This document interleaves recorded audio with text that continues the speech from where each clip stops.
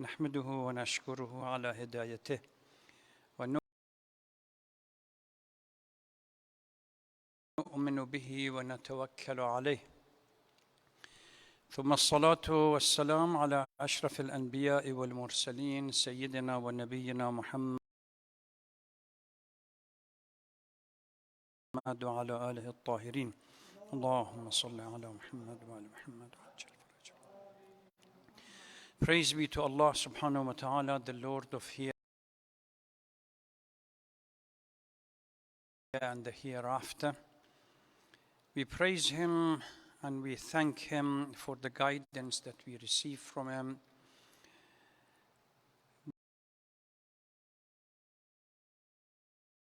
We believe in Him and we trust in His mercy. Greeting and salutation be upon the master of all messengers, our Prophet of Islam, Prophet Muhammad and his pure progenies. Sisters and brothers, Assalamu alaikum wa rahmatullahi wa barakatuh. Assalamu alayki ya Abu Abdullah wa ala الأرواح التي حلت بفنائك عليك مني سلام الله أبدا ما بقيت وبقي الليل والنهار ولا جعله الله آخر العهد مني لزيارتكم.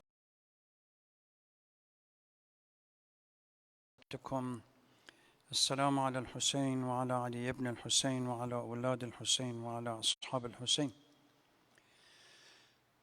قال الإمام الصادق عليه الصلاة والسلام: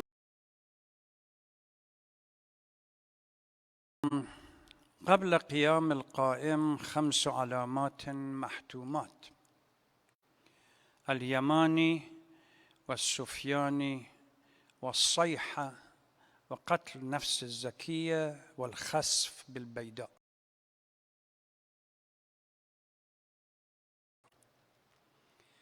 There are 5 inevitable and unavoidable signs that clearly indicate the closeness of the time for the return of the Imam. And they are the revolt of Sufyani, the revolt of Yamani, the martyrdom of the pure soul, the traction or the sinking in Bayda, and the call. As usual, we start with the brief recap. Last night, the central theme for our discussion was to come up with some kind of parameters that we can establish justice and injustice in our life, or search for it, for those who are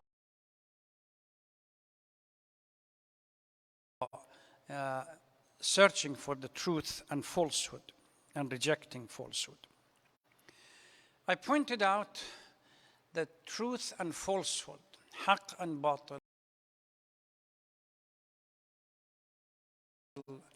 is an old age dichotomy that before Muslims, other people have been trying to establish some frame of reference that they will be able to check and ascertain what is truth and what is falsehood.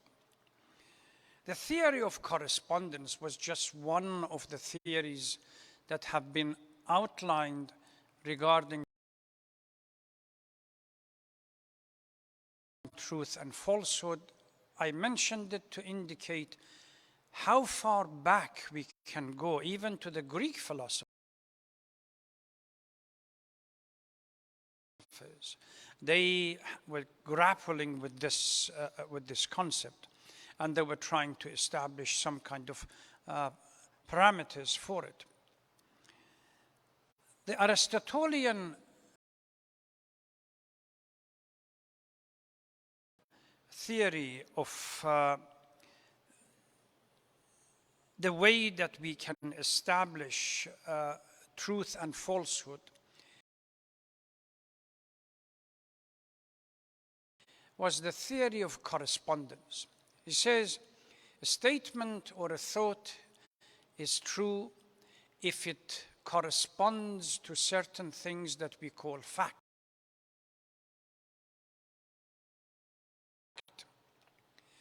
And if they don't correspond, if you state what it is fact, then it is true. If you state something which is not fact, then it is not true. And I briefly indicated that this correspondence theory really does not resolve the issue, because it simply shifts the question on one stage before. Okay, how do we establish what is facts and what are not? Unless we establish, according to the correspondence theory, unless we establish what is fact, if we cannot establish what is fact, then we are still in doubt as to whether the statement is true or false. And for us to establish what is fact and what is not fact, then we really need some kind of frame of reference or criteria that we can say for sure these criteria or frame of references are true all the time, and whatever opposite is false all the time, then I will be able to judge whether my statement or my thought or my perception are close to one side or the other.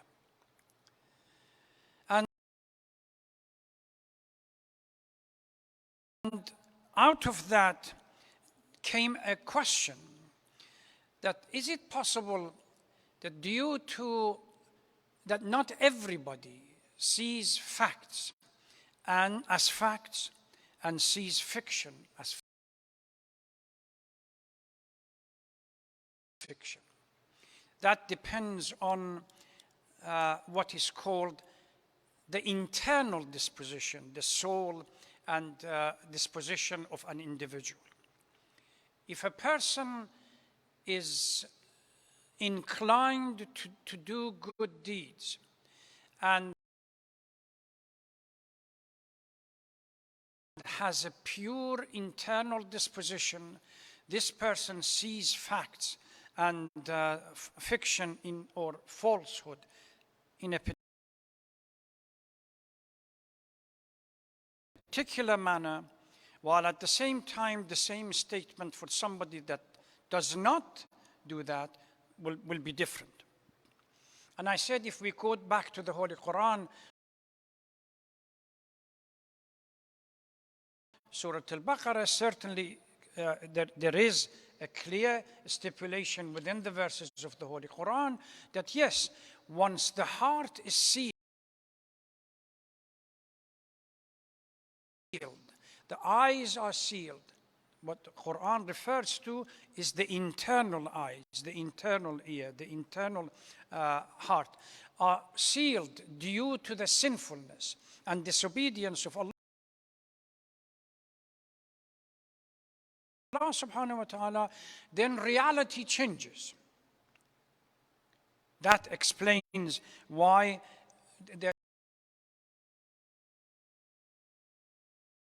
the verse ختم الله على قلوبهم. What matters here is now we can explain some of the ahadith that we have. The sign of Akhir al-Zaman, the end of time, is that the reality change. يأمرون بالمنكر وينهون عن المعروف. Munkar and ma'ruf shifts around. the value system changes. How it's going to happen? It's because you have to explain this within the context of the corruption that exists at the time. You are talking about a prevailing corruption and crisis and chaos, both spiritually and otherwise. And because of that, and the fact that everybody is busy with this corrupt world, suffers as a consequence, what we have is that the reality changes. So this creates some kind of challenge and problem for us when it comes to establishing what is right and what is wrong. To somehow bypass this paralysis, I suggested that there is something that we have within Islam and within our literature, particularly Hadith al-Thaqlain or Thaqalain from the Holy Prophet, that the narrative is quite clear. I leave within you two pillars. Ma in tamassaktum bihima lan tadullu. What are they? Quran, Kitabullah, wa itrati. And la yaftariqa, Quran and itra, they are not going to be separated from each other. Not only they are not going to be separated, so long as you adhere to them, you stay on the right path. So here we see clear stipulation within the hadith that if you are looking for ground rules, whether you are following the truth or you are not, here they are, the two posts or the two weighty things clearly defined. So for us, search for haqq and batil, truth and falsehood, rests on a clear understanding of Ahlul Bayt and the role that they play within our society. If we navigate through life with a clear understanding of the guidance that we receive from the Holy Prophet, from Ahlul Bayt and Quran, then there is no problem. Not just paying lip service, we really need to implement it in our life. But if we somehow follow our own egocentric mind and allow nafs al-ammara to take control, naturally we are deviating from the right path, because that is not what Ahlul Bayt stand for. So here, my understanding of a way out of the paralysis of what simply shifting the question from what is truth and falsehood is what corresponds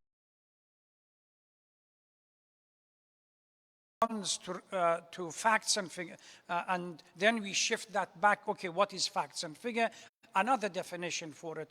The question is simply shift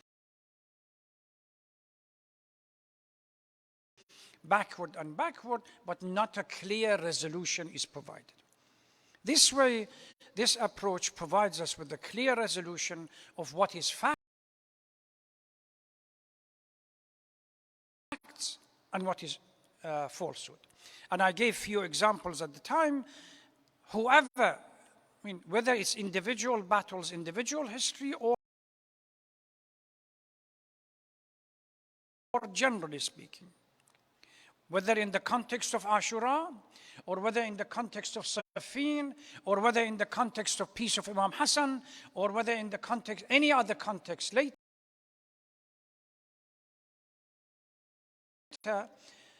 Imam becomes the criteria for what is right and what is wrong. If you stand opposed to him,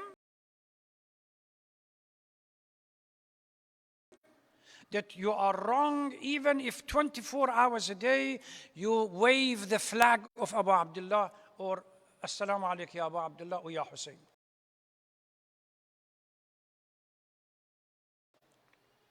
Your lifestyle indicates. And if you don't, then if you follow that command, then you are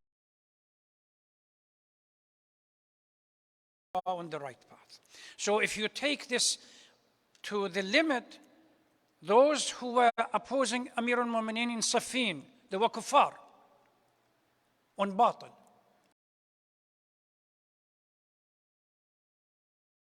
Those who opposed him in the Battle of Nahrawan, again, Khawarij, they are kuffar. Those who opposed him in the Battle of Jamal, they are kuffar and they are disbelievers. Why? Because if the criteria of haqq and batil is Amir al-Mu'mineen, as long as he is alive, those who stand with him is on the right, those who stand opposite. And there is no something in between. It's either wrong or right.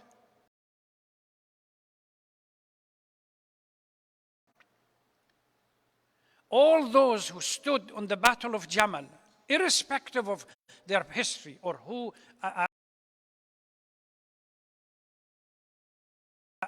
their relationship with the Holy Prophet or anybody else, because Ali is the center of goodness and righteousness,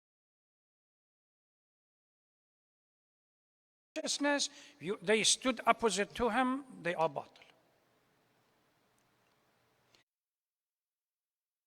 And when you reject haqq deliberately, then this goes into nifaq, shirk, and kufr.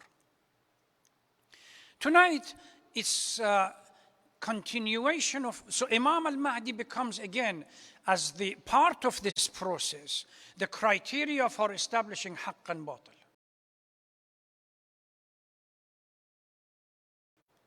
Whenever he returns. Tonight's discussion is searching for indicators and signs that clearly stipulates the closeness to the coming of the Imam. We have a number of ahadith, Shia sources, ahadith from Ahlul Bayt provide very detailed account of the end of time. We talked about this right at the beginning of our discussion. Shia theology and jurisprudence rests on this particular concept. First, the return of the Imam and the end of time, which is in close consequence.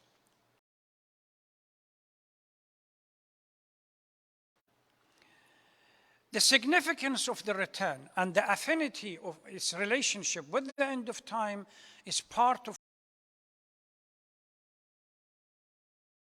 what we call eschatological understanding, that Shia is definitely one of those school of theology that affirms that the end of time is going to happen, and through a sequence of events.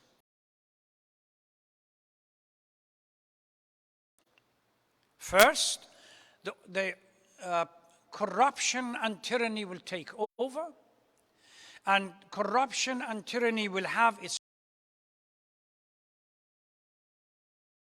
own camp, those who support one or the other. Then comes some kind of signs that ultimately lead to the return of the Imam. And once the Imam returns, establishes justice on earth. According to the hadith, he stays, or he's alive for 70 years or 72 years. And at the end of the 72 years, he will be martyred, poisoned, or killed, or something. That will be the end of him. By the time we finish with the life of the 12th Imam, remember on the principle, theological principle, that al-ard la takhlu min al-hujjah. It's impossible for the earth to remain vacant of a divinely appointed individual. As soon as the 12th is killed, that's the end of time. The earth the whole cosmos collapses and the end of time comes. So what are these signs? The hadith that there are, if you go to many books that have been written, including in Arabic as well as Farsi and other languages, some of these books have been translated into English. They give two broad general signs.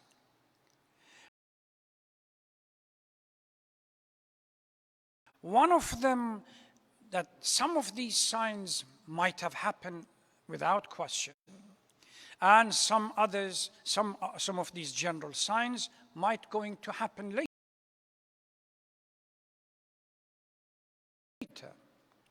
But they don't indicate that this particular sign or these sequence of signs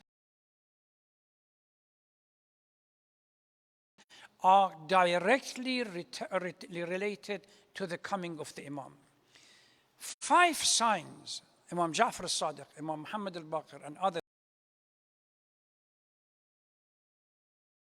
have identified that these 5 signs is going to happen within the last year.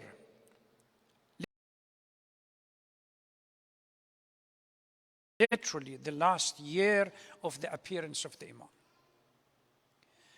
Number 1 out of these signs is, according to the hadith, the revolt of Sufyani. Now, the scholars have spent huge amount of time as exactly who this person is. Sometimes we see it in our literature referred to this individual as Dajjal. Has 1 eye, and now they go into whether it is metaphorical, allegorical, or this is real, etc., etc. But what is fact about, we can ascertain from these ahadith, that he stands with the camp of tyranny. And his responsibility is to destroy anyone that stands in the opposite camp. So if you imagine the world is divided into haqq and batil, he stands in the camp of batil against the camp of haqq. Some hadith clearly states that this guy is extremely ruthless.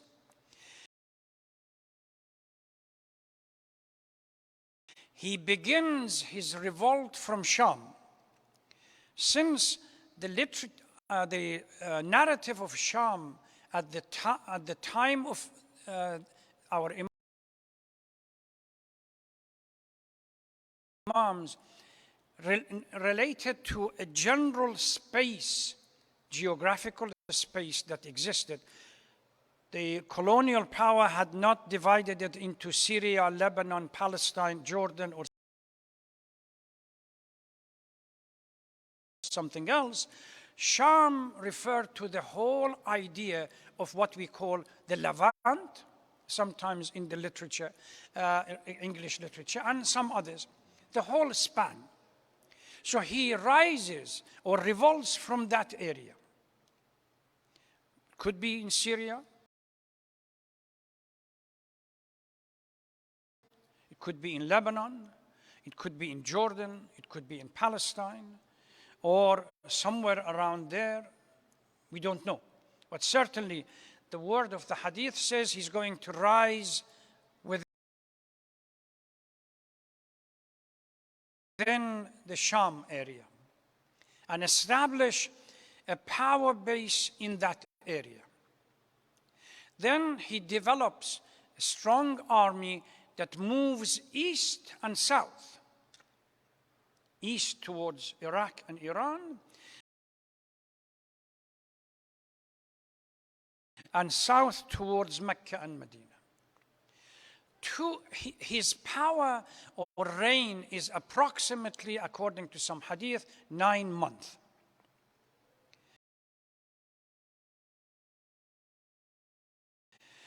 Two called battalions that he organizes, one going towards east and one going towards south. The battalion that is going towards east will be confronted by the revolt of Khurasani, the group that starts from Khurasan. Now, Khurasani revolt or uprising, naturally, because they are opposing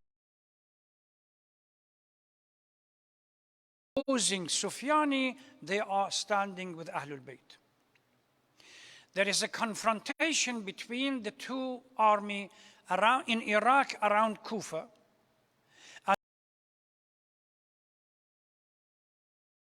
And the Khurasani manages to defeat this battalion or this army which came from the west.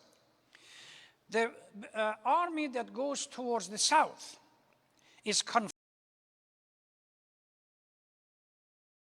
confronted by another revolt from Yemen. It's called the revolt of the Yemeni or Al-Yamani. And there is a battle. In this battle, Yamani is killed. And possibly the army is defeated, and Sufyani's army goes towards Mecca and Medina, conquers Medina, and then as it gets closer to Mecca, in the plain between Mecca and Medina called Bayda, in the desert of Bayda, Allah subhanahu wa ta'ala sends some kind of adhab on them and punishment and wrath, and they are all destroyed.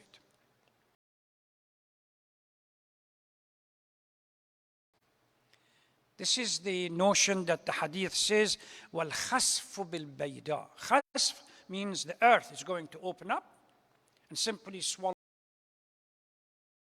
them. Those of you who remember the story of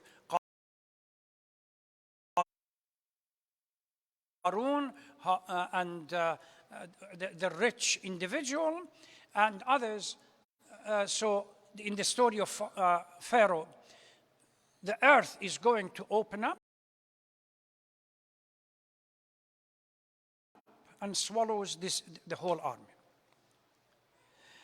And there is one more. So we have the Yamani itself, the Sufyani itself.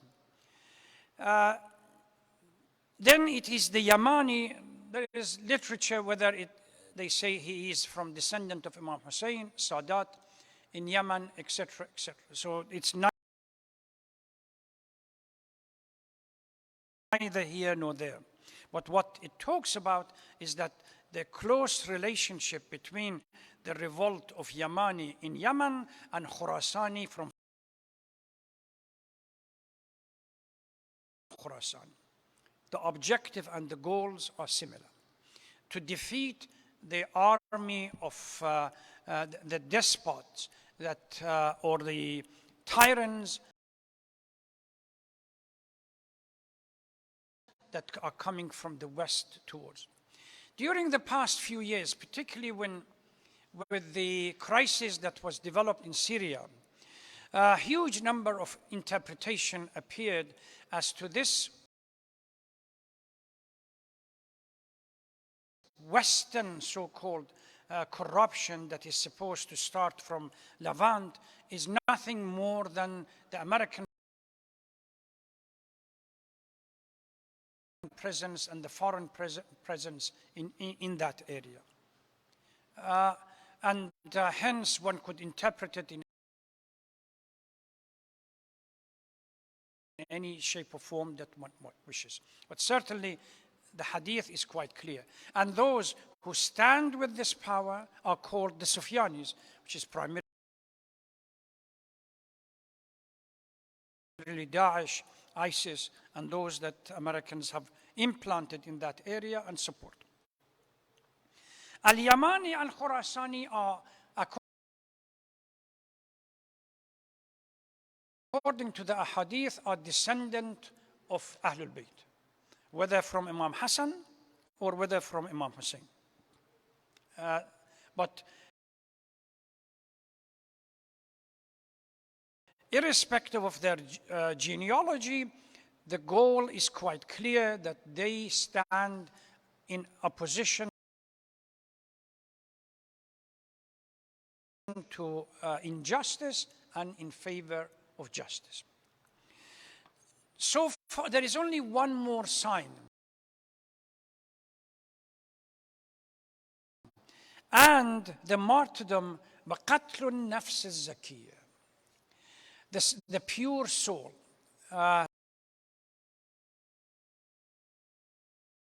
the killing or the martyrdom of the pure soul. Pure soul, huge debate.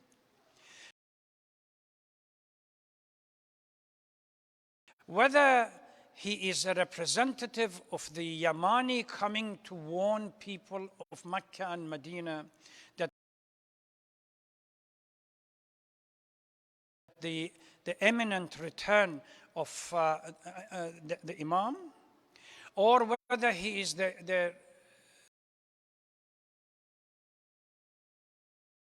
representative of Khurasani coming to warn people of Mecca that the imminent return of the Imam, we don't know. Or some ahadith clearly state that he is a special envoy of the Holy the Imam himself, that is commanded to go and inform people of Mecca that the return of the Imam is imminent.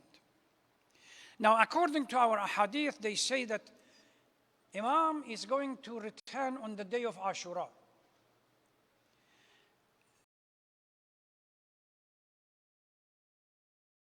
According to this hadith, the moment that this pure soul is martyred, there is only 15 days between his martyrdom and return of the Imam.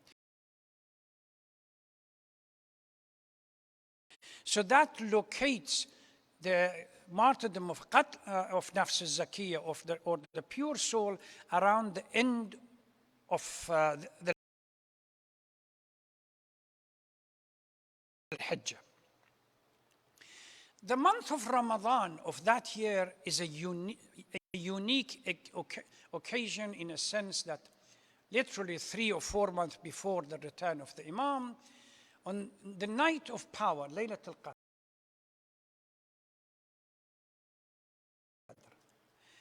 a cry would sound right across the world. That's called as-sayha. According to hadith, everyone around the world hears it in their own language, informing them to be mindful that very soon the Imam is going to return.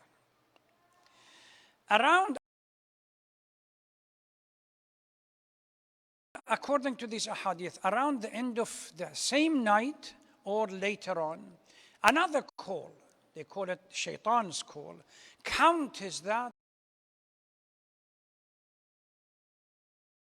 and says, no, it was a false account, and continue with your life as it is. Which these two calls create huge amount of chaos and confusion within the mind of at least the Shia or the Muslim community.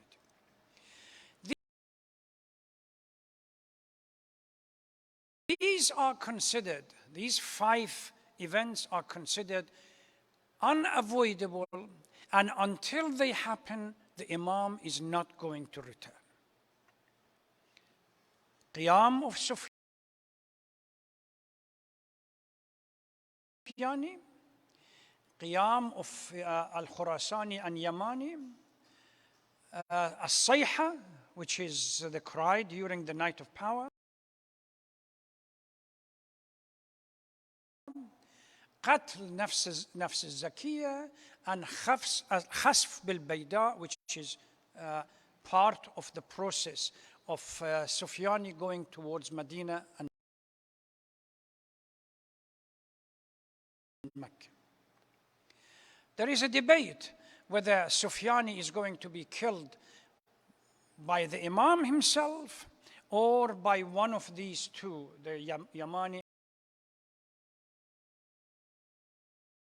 and Khurasani. Certainly, we know that part of the army that he sends is going to be defeated in Kufa by the Khurasani movement and the revolt that takes place. But there is nothing mentioned of those ahadith about confrontation between Khurasani and Sufyan himself. One of the characteristics that we have in the ahadith that say that he is anti-Shia and provides 1,000 dirham, this is the wording of the hadith, provides 1,000 dirham for each Shia head that is presented to him.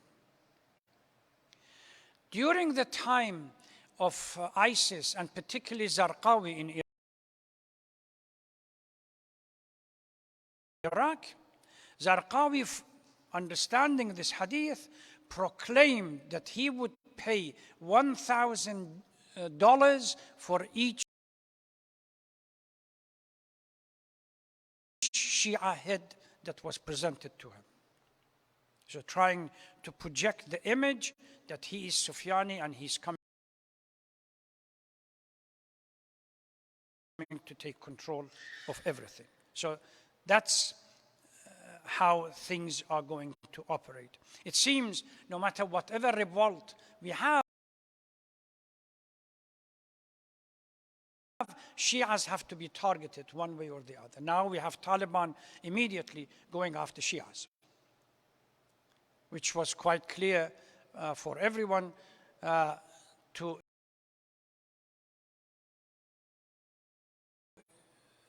speculate that once Taliban is in power, that's the sectarian violence is going to come back of what happened in 1996, etc., etc. So these 5 signs are definite, they have to happen. These signs clearly distinguishes false claim by individuals that I am the Mahdi, as over the years many people have claimed. The Baha'is claim that the so-called founder of their faith is the Mahdi. During the time that the British colonial power was in Sudan, there is a Mahdi movement.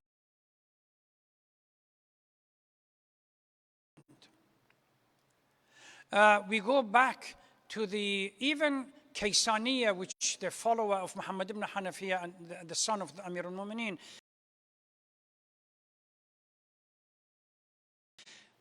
And even Zaydiyya, we went to Ismailis and Buhras and everybody else, and Fatimiyas, they all claimed somebody within this group to be the Mahdi.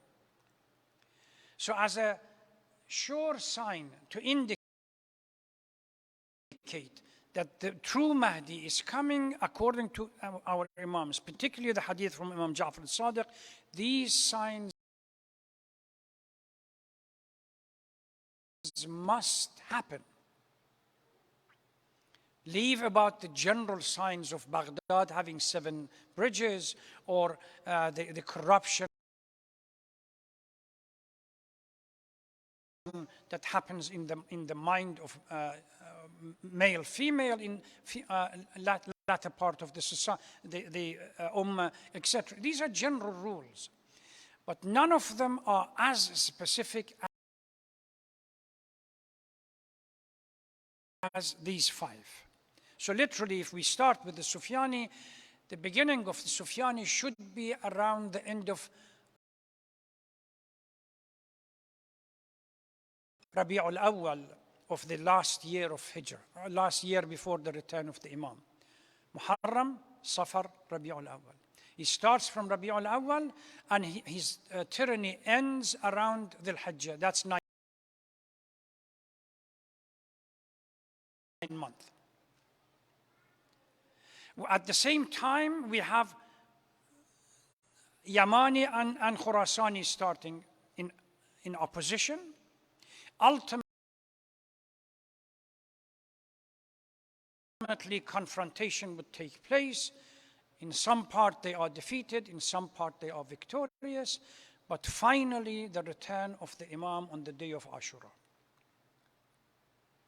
Now, what is our responsibility at the time of the what we call major occultation? How should we understand our role here? There are 2 views that I'm going just to outline them and inshallah leave them for tomorrow night.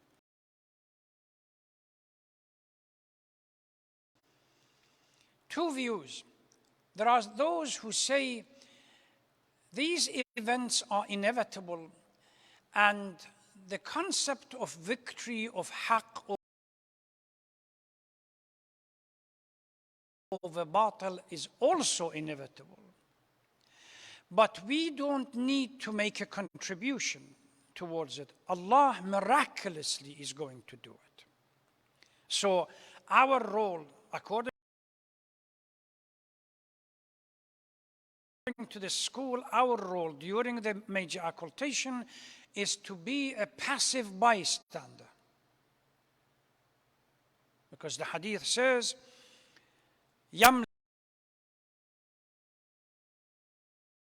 الأرض قسطا وعدلا بعدما ملئت ظلما وجورا.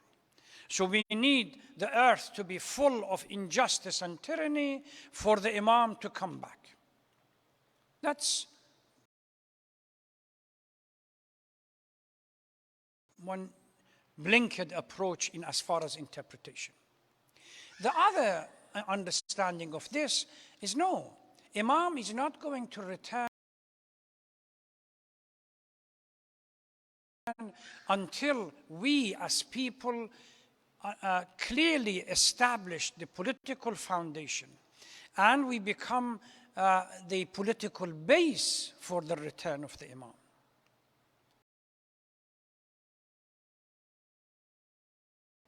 Otherwise, the whole project is going to be repeated of failure. The absence of the political base in the previous Imam led them not to be successful. Imam is not going to repeat that experience again. We have a responsibility. So that this theme, inshallah, we will discuss it tomorrow night. Thank you very much. Wassalamu alaikum wa rahmatullahi wa barakatuh.